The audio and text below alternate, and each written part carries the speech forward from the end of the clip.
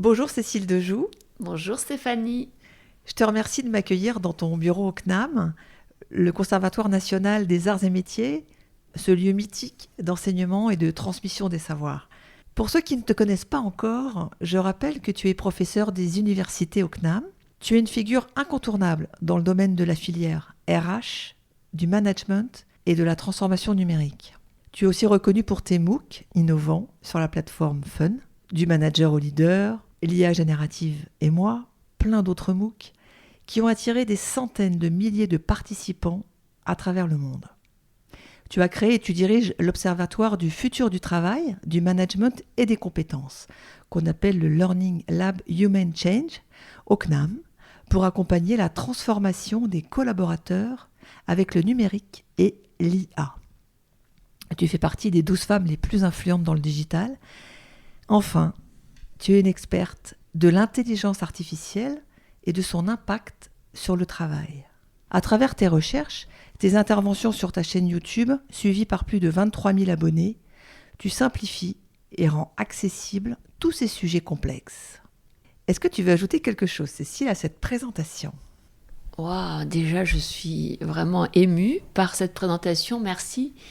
Moi j'aime bien me définir comme créatrice de connaissances en fait. C'est peut-être imaginer le métier de l'enseignant-chercheur de demain, être une influenceuse sur ce qui se passe dans le monde pour faire en sorte que tout le monde puisse accéder au monde.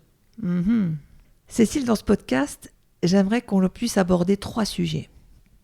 Un sujet lié aux compétences et aux talents, un autre sujet lié à la performance et à la reconnaissance, et puis on passera un peu plus de temps sur ton sujet de prédilection en ce moment, qui est l'intelligence artificielle.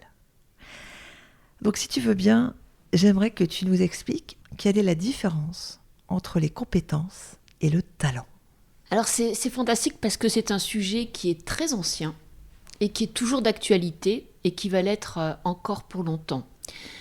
Quand on parle de compétences, on parle de domaines définis, le savoir, le savoir-faire, le savoir-être.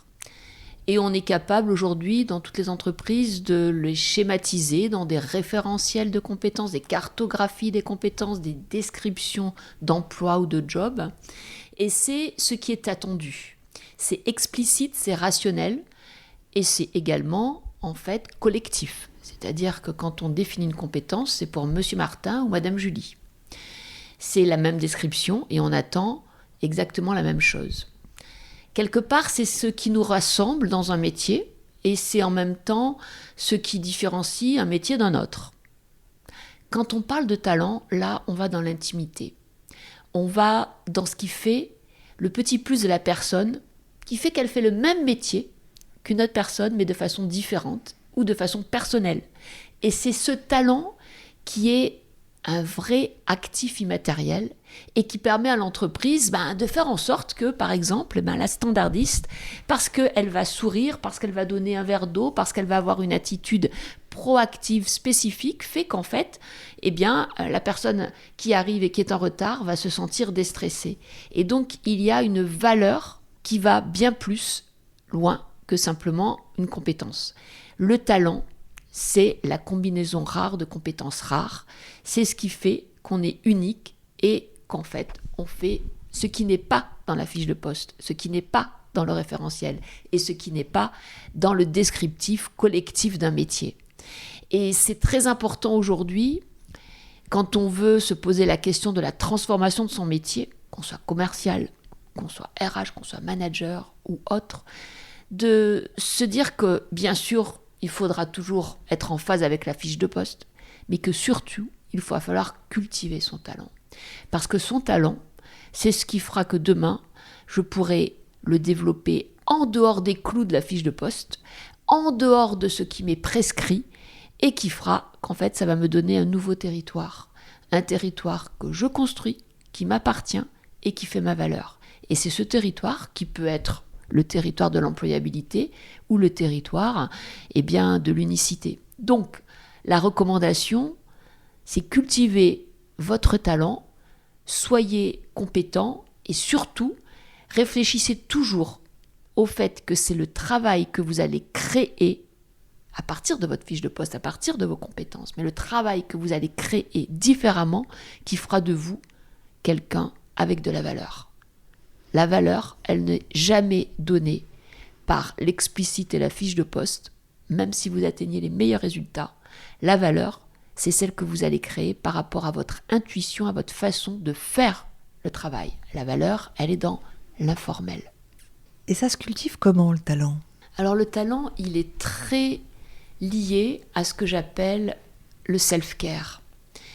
Ça veut dire en fait, le self-care, quand j'ai bâti le modèle du care management autour du self, du team et du planet care, le self-care, c'est 3 choses.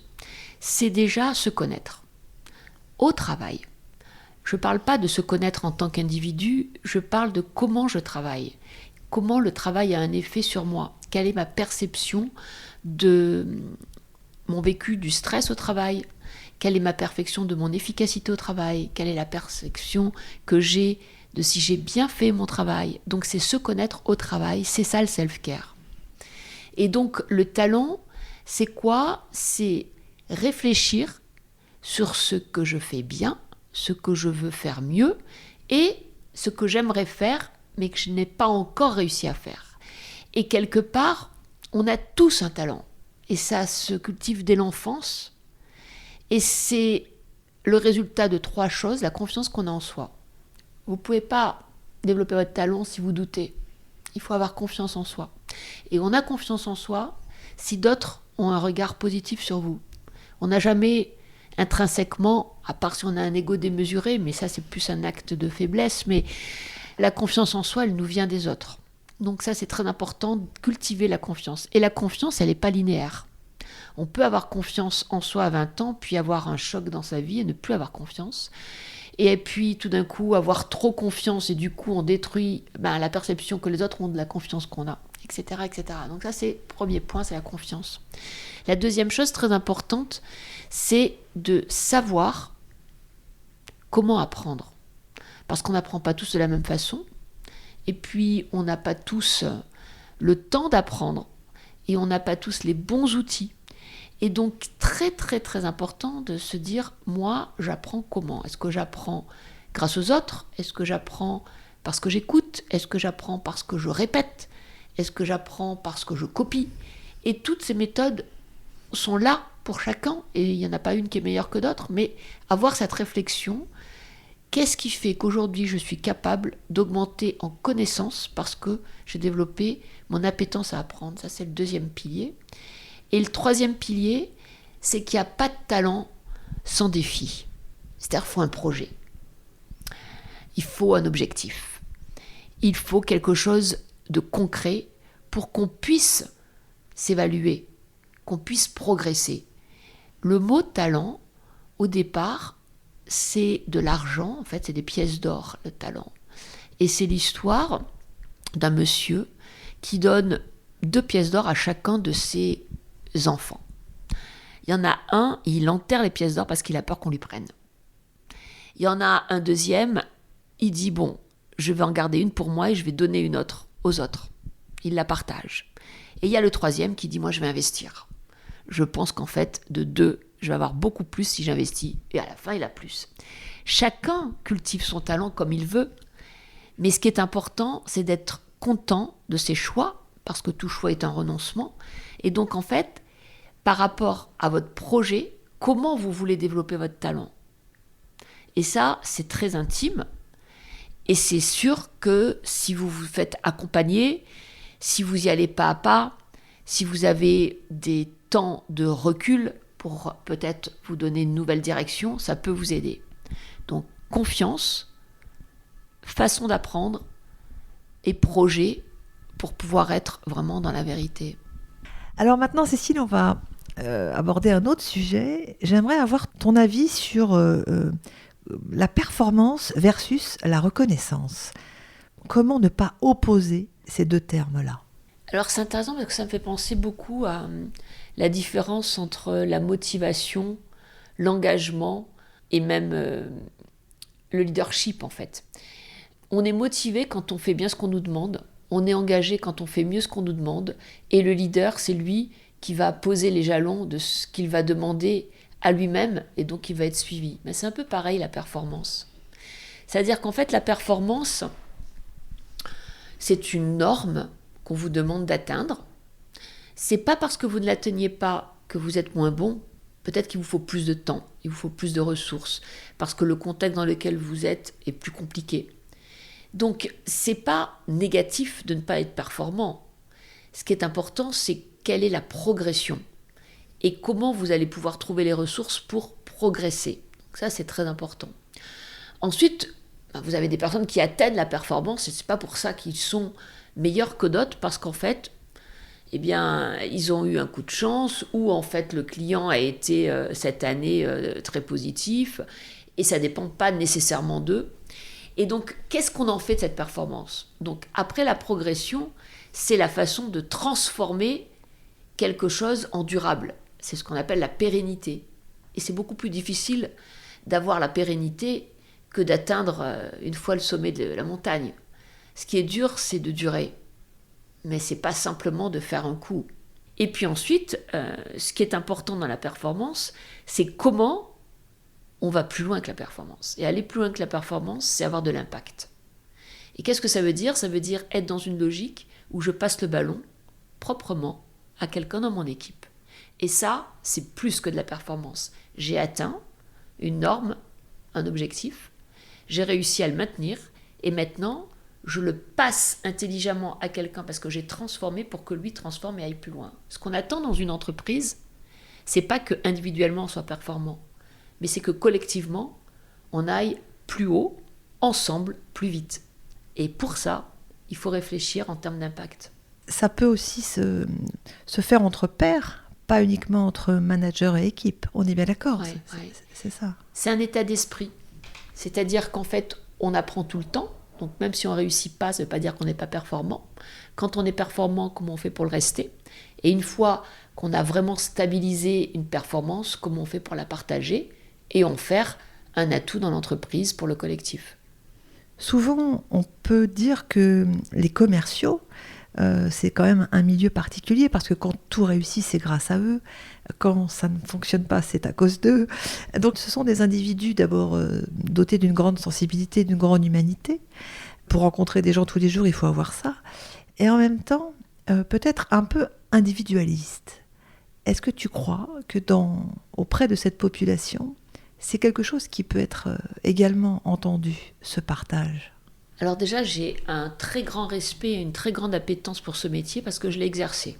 J'ai été commerciale au début de ma carrière chez Procter & Gamble et je vendais des couches-culottes.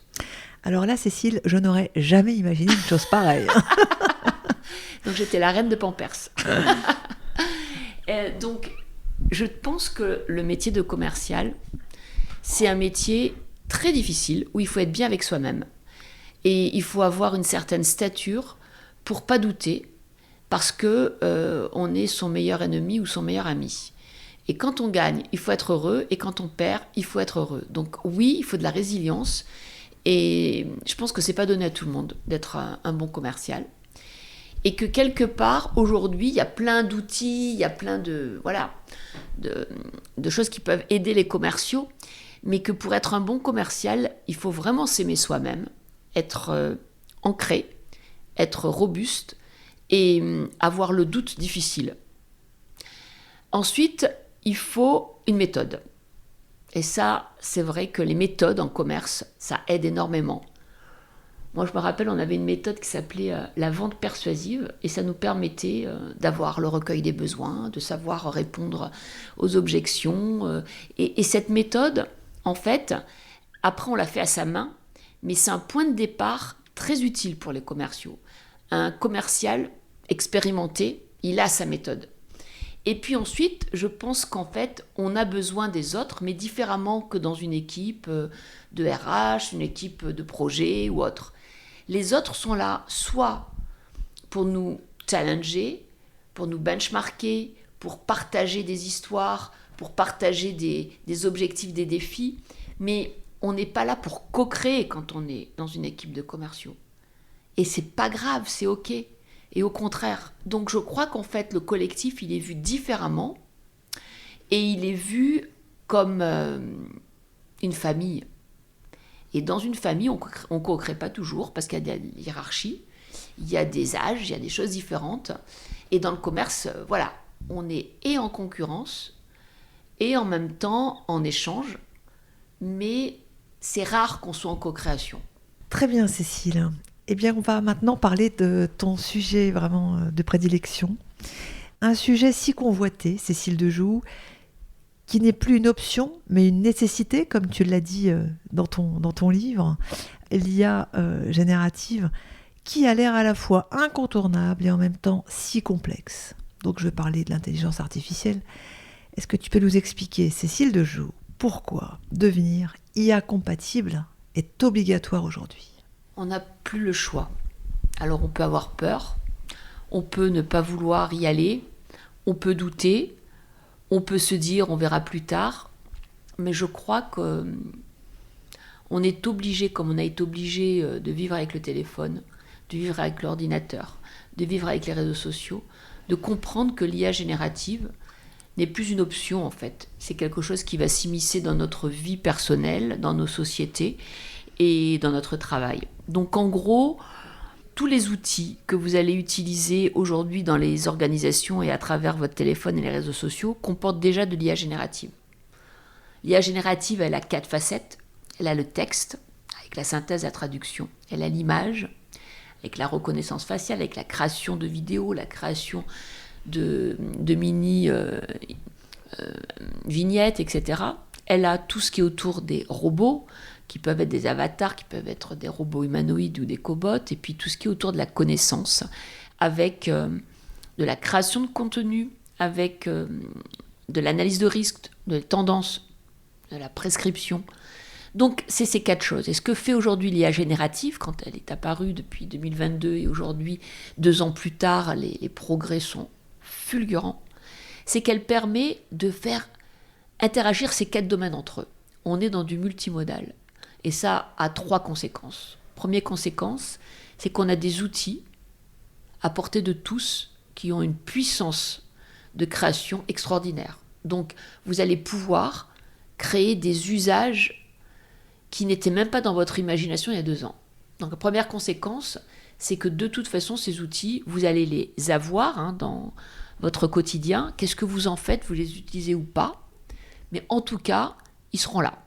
La deuxième conséquence, c'est qu'en fait, il y en a tellement que vous pouvez vite avoir une overdose.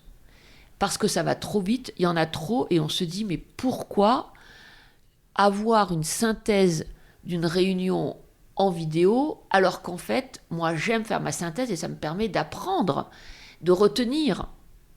Donc, il y a des vraies questions de fond qui vont se poser.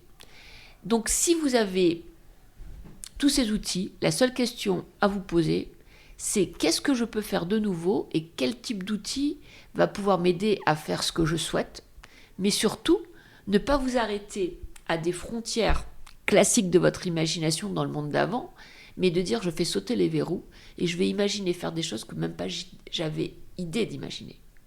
Par exemple, je suis un commercial et je me dis comment je vais pouvoir utiliser l'IA générative. Alors déjà, ce qui est fantastique, c'est qu'en fait, avec l'IA générative, je vais pouvoir avoir un résumé de l'historique de tout ce que je sais sur mon client, grâce à la lecture des comptes rendus des personnes qui étaient là avant moi, grâce à la lecture du site internet du client, grâce à la lecture des avis des produits que le client vend sur des sites, etc. Si j'actionne des ressources internes et externes, en quelques minutes, je peux avoir un compte-rendu de qui est mon client, vers quel type de stratégie il se positionne, etc., etc. Donc j'ai des informations que jamais j'aurais pu avoir seule. Ça m'aurait pris des jours et des jours, je n'ai pas le temps. Là, je vais pouvoir les avoir sous forme d'une carte heuristique, je vais même pouvoir les avoir sous forme d'un podcast ou de son, et dans ma voiture, en allant voir le client, parce que j'ai une mémoire volatile, voilà, j'ai exactement son portrait comportemental et je vais pouvoir coller à ses mots, coller à ses besoins et l'envoûter avec des phrasés qui vont lui correspondre. Ça, c'est puissant. Et ça, pour un commercial, super sympa. Après, grâce à l'IA générative, par exemple, je vais pouvoir scanner la base de chalandise de tous mes prospects et détecter dans ma zone de chalandise quels sont ceux qui correspondent à mes propres critères que je pourrais aller voir prochainement parce qu'en fait, ils ont le chiffre d'affaires, ils ont des produits proches, mais ils n'ont pas ma gamme. Et en même temps, c'est des prospects sur lesquels je peux avoir un investissement de temps intéressant parce que j'ai les coordonnées grâce à LinkedIn ou aux réseaux sociaux, etc. Donc, super intéressant parce que rapidement, je peux avoir un plan de prospection. Donc, je peux en amont avoir l'historique et savoir sur quels arguments de vente je vends. Ensuite, je peux avoir un plan de prospection. Et puis après, en bac, j'ai tout ce qui est l'analyse de ma conversation. Et puis avoir la possibilité, grâce à l'IA générative, d'avoir le bon prix par rapport à toutes des données sensibles ou des données qui ne sont pas dites par le client, mais que je peux avoir grâce à l'analyse de son site, etc., etc. Donc en fait, ça peut énormément m'aider. Et je crois que ça, c'est la base pour les commerciaux augmentés. Le commercial de demain, c'est quelqu'un qui va avoir son IA générative pour l'analyse du besoin, pour l'analyse des prospects, pour la réponse aux besoins, la fixation du prix, et pour avoir les bonnes questions. Parce que si je demande à mon IA générative de me coacher sur les questions que je vais poser au client, elle va me poser 3-4 questions auxquelles je n'aurais pas pensé, et puis je vais pouvoir encore mieux cerner et adouber mon client. Parce que ce qui est le plus important, c'est que la relation de l'acte de vente, elle reste humaine. Ce qui est le plus important, c'est qu'en fait, la confiance que je vais établir avec l'autre, elle reste humaine, et que quand on s'est tapé dans la main, on sait qu'on a fait affaire. Exactement, j'aime beaucoup cette façon de voir les choses. Et quand tu dis commercial augmenté, oui, c'est ça. C'est-à-dire que, ayons du talent. C'est-à-dire, allons chercher des outils aujourd'hui à notre disposition pour pouvoir augmenter notre capacité de manière ultra rapide. Donc ça veut dire aussi que ce temps qu'on va tout le temps chercher, en fait, il peut être réduit grâce à ces outils. Et puis, innovons cette nouvelle façon d'approcher un client.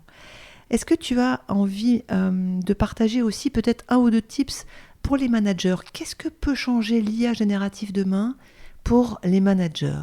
Alors ça, c'est un vrai sujet et je sors un livre en juin sur ce sujet, Manager avec l'IA, parce qu'en fait, ça change énormément 4 activités. La productivité, plus rapide, plus performant, plus ciblé.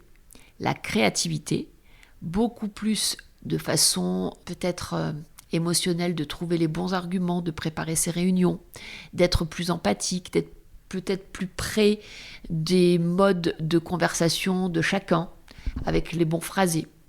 Donc beaucoup de créativité dans la relation. Surtout, ça c'est intéressant, c'est que ça va permettre au manager d'avoir un outil pour se questionner lui-même, se questionner sur ce qu'il doit faire, comment il le fait, quels peuvent être des axes d'amélioration. Et ça c'est super intéressant parce que c'est quelque chose d'intime, qu'on n'a pas besoin de partager avec quelqu'un d'autre.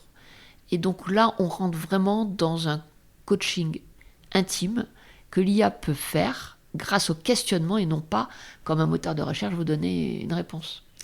Donc si je comprends bien, c'est en fait un outil qui te permet en one-to-one de rentrer en profondeur avec ton mode de fonctionnement sur certaines émotions ou certains points de ta personnalité, et c'est l'IA qui va te donner des conseils en gros par rapport à l'interaction que tu vas avoir avec lui et tes réponses sincères. Je vais te donner un exemple. Je discutais avec un manager et il me disait voilà, j'ai eu un conflit dans une équipe, très bien, ok. J'ai pris mon IA et je lui ai raconté le scénario de ce qui s'était passé. Et donc j'ai dit ce que j'ai dit ce que les autres ont dit, etc. Et je lui ai demandé comment tu analyses la situation, pourquoi il y a eu conflit. Intéressant parce que c'est un autre point de vue. Et puis je lui ai demandé qu'est-ce que tu m'aurais conseillé de dire pour qu'il n'y ait peut-être pas cette réaction, etc., etc. Donc en fait, c'est une façon réflexive de faire a posteriori une analyse distanciée de son propre comportement. Et ça, en management, c'est super intéressant parce que ça permet vraiment de progresser. Mais du coup, on le faisait comment avant ? On le faisait avec un vrai coach si vous étiez un dirigeant. Très peu de managers avaient la chance d'avoir un coach. Ou alors on ruminait, mais bien entendu, on avait toujours raison. Ou alors on le vivait mal, on dormait peu et on développait son stress. Donc l'IA générative peut être un vacuum pour avoir moins de stress, Mais je ne dis pas qu'elle ne va pas vous donner du stress, parce que sous d'autres aspects, elle peut avoir l'effet inverse. J'entends. Est-ce que tu peux nous expliquer, je ne sais pas si c'est possible, mais où est-ce qu'on peut trouver tous ces outils ? Chaque outil correspond à un besoin. Mais moi, aujourd'hui, par exemple, je suis très novice. Moi, je sais qu'on travaille avec Copilot, par exemple, avec ChatGPT, des choses comme ça. Mais sincèrement, comment on pourrait demain, parce que je pense que quand on va t'écouter, on va avoir juste envie d'être IA compatible. Est-ce qu'il y a un moyen, un répertoire, un annuaire, un Google qui peut nous expliquer tous les outils qui peuvent nous accompagner demain ? Alors, en comprenant bien ce besoin, en complément ou simplement en one-shot, j'ai créé un site qui s'appelle céciledejoux-ia.com, dans lequel vous avez tous les outils, avec des fiches, avec des sites internet d'entreprises qui utilisent les outils et avec des interviews de leaders. Écoute, là franchement, on n'avait pas préparé cette question. Donc merci Cécile, je suis donc convaincue de la raison pour laquelle j'ai voulu faire ce podcast avec toi. Très très bien. Écoute, est-ce que tu as autre chose à ajouter pour nos commerciaux, nos managers ou nos collaborateurs, parce que ce podcast est écouté par toute l'entreprise. Si vous êtes arrivé jusque-là, je vous félicite et je vous remercie infiniment. Je voudrais vraiment te remercier, Stéphanie. Et si vous voulez aller plus loin, il y a un MOOC gratuit qui s'appelle « Ce sera l'IA générative et moi » sur la plateforme Fun. On a aussi une petite micro-certification 100% à distance. Et ce site, céciledejoux-ia.com, avec tous les outils. Et vous avez la possibilité, bien sûr, de rejoindre la chaîne YouTube si vous voulez voir des benchmarks dans le monde entier. Là, on part en Asie, on revient d'Inde, on est aux États-Unis. Vous pouvez voir des entreprises du monde entier. Et bien sûr, sur LinkedIn, une grosse newsletter où vous pouvez vous abonner. Une fois par mois, on a une newsletter gratuite avec plein d'articles, dont un article d'ailleurs qui va sortir dans la revue RHM sur Manager avec l'IA, puisqu'on a aussi un gros club sur la transformation managériale et IA avec Cornerstone. Et c'est vrai que ça permet de pouvoir écrire, partager et en tout cas diffuser la connaissance. Merci Stéphanie. Merci Cécile.